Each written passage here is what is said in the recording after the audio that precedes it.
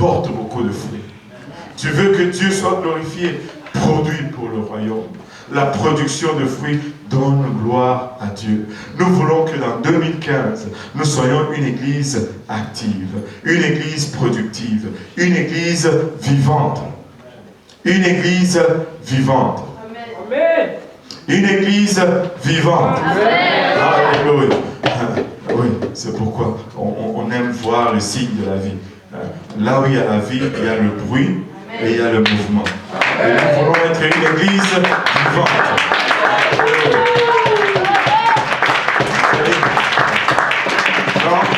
Quand on était à London, le pasteur a donné un exemple qui nous a beaucoup frappé.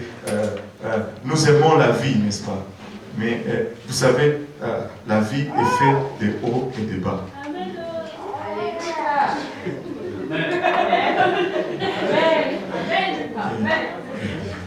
Ah bon? Waouh! Elle est faite de hauts et de bas. Quand le moniteur fait... Si c'est juste tout droit là, t'es mort. Si c'est plat, c'est fini. Mais quand c'est tip, ça monte, ça descend. Ça monte, ça descend. Ne sois pas stressé quand ça descend. Ça va monter.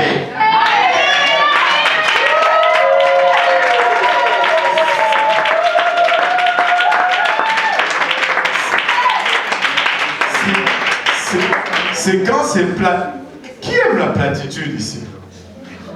Personne. Alors, c'est quand c'est plat. Vous voulez, peu importe que ça soit haut, que ça soit bas, si c'est une ligne, c'est pas bon.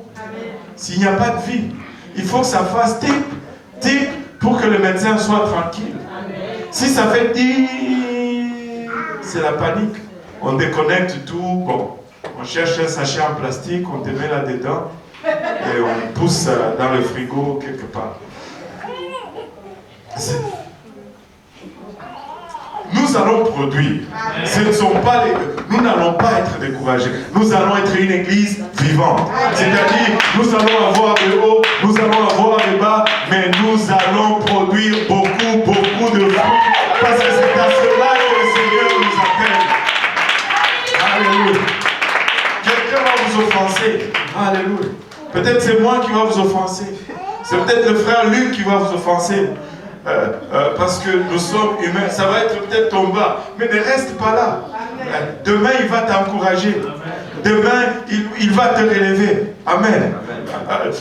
Nous allons produire. C'est 2015 et nous allons produire. Si vous portez beaucoup de fruits, c'est ainsi que mon Père sera glorifié et que vous serez mes disciples. Alléluia. Comme le Père m'a aimé, je vous ai aussi aimé. Demeurez dans mon amour. Moi, quand quelqu'un vient me dire il n'y a pas d'amour dans l'église, je dis toujours oh. Voilà un autre qui n'apporte pas l'amour dans l'église. Si tu me dis qu'il n'y a pas d'amour dans l'église et que c'est toi qui es l'église, donc c'est toi qui n'as pas amené l'amour dans l'église. Parce que l'église c'est toi. Amen. Quand vient le temps de l'amour, l'église c'est tous les autres. Quand c'est le temps d'aller au ciel, oh, moi aussi je suis l'église. C'est nous l'église. S'il y a un problème, c'est nous tous. Tu ne peux pas dire lui et puis pas moi. Si tu amènes l'amour dans l'église, ben, il y en aura.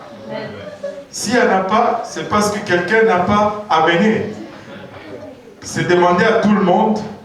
Quelqu'un pensait que c'est comment encore? Frère Yannick, c'était demander à tout le monde. Chacun. Mais personne n'a fait. Mais quelqu'un devait faire. Vous comprenez l'affaire là? Non. Tout le monde pensait que quelqu'un allait le faire, mais personne ne l'avait pas fait. Alors personne s'est dit, bon, voilà.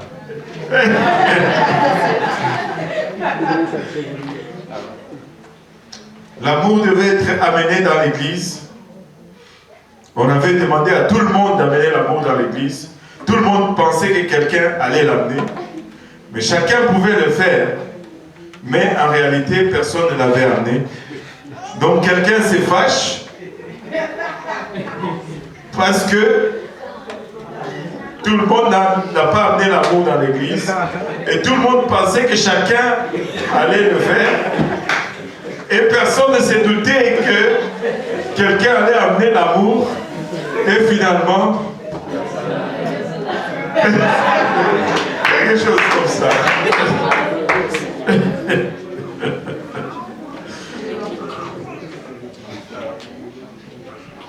S'il n'y a pas d'amour dans l'église, c'est parce que tu as oublié de l'amener.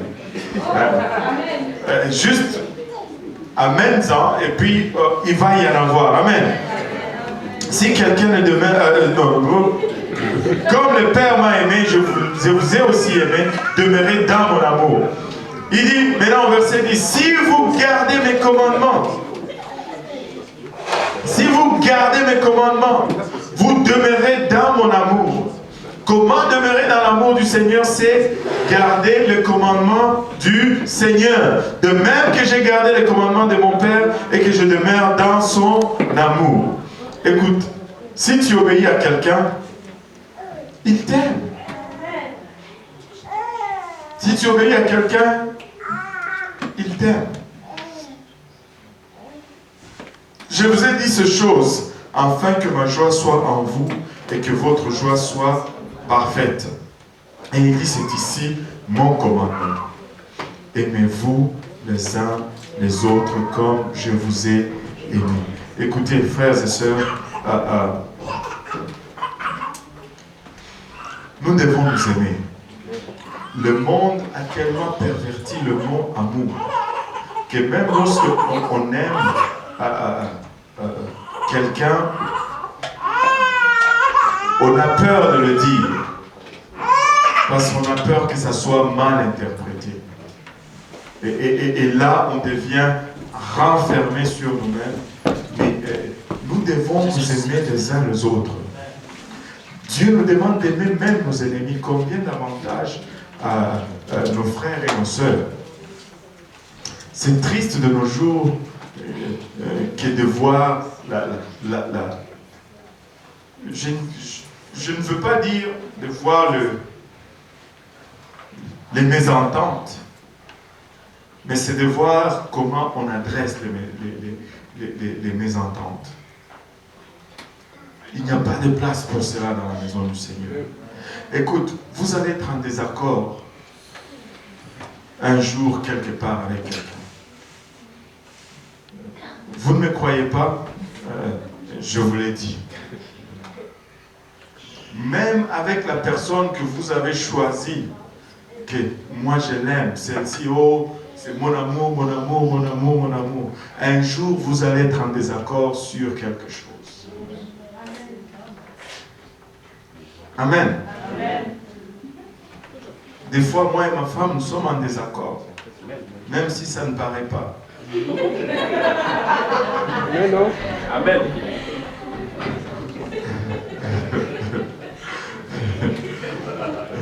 Parce que nous avons appris une chose. Ce n'est pas d'éviter les désaccords. Parce que cela est impossible. C'est impossible. Mais c'est de savoir comment les adresser. Parce que si tu sais comment gérer cela, tu vas toujours sortir plus grand. Tu vas toujours sortir plus aimant. Et écoutez, nous sommes différents. Nous n'avons pas le même ADN. Si je suis en désaccord avec ma femme, que j'aime, que j'ai épousée, que j'ai choisi de mourir pour,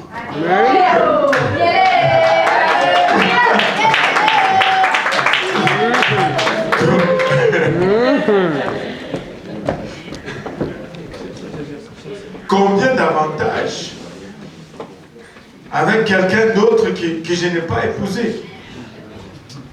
On va être en désaccord. Vous pouvez aller à la banque là-dessus. C'est du cash. Mais comment vous gérez cela?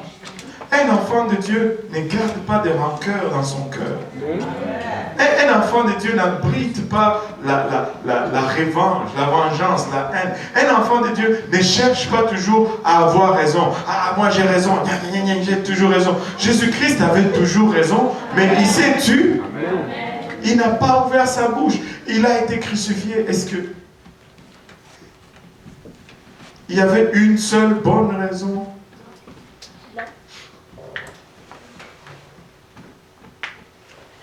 Humilions-nous les uns envers les autres. Il y a trop d'orgueil. Trop d'orgueil. Moi, je suis... Moi. Non. Humilions-nous. Écoutez, si nous ne résolvons pas nos problèmes ici, quelqu'un dit, oh, nous allons les résoudre au ciel. Non. Nous n'allons même pas aller au ciel. Tu ne peux pas aller au ciel avec des trucs dans ton cœur. On résout ça ici avant de monter. Parce que rien de ces choses ne va entrer au ciel. Moi, je ne veux avoir des problèmes avec personne. Alléluia. Et si tu veux avoir raison, prends-le. Oh, c'est la raison. Prends-la. Tu as la raison. Prends-la. Mais connais la paix. Et qu'on travaille. Nous devons nous aimer vraiment. Hein? L'amour est patient, l'amour endure tout, l'amour supporte. Qu'est-ce qu'on fait de tout cela? Oh Seigneur Jésus-Christ.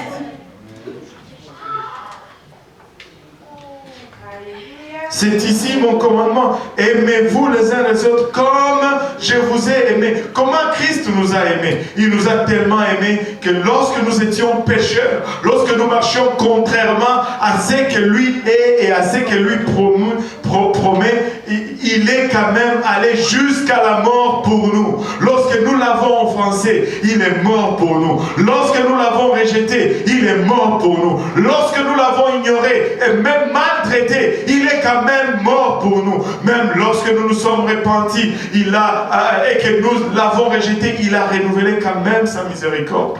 C'est comme ça que nous devons aussi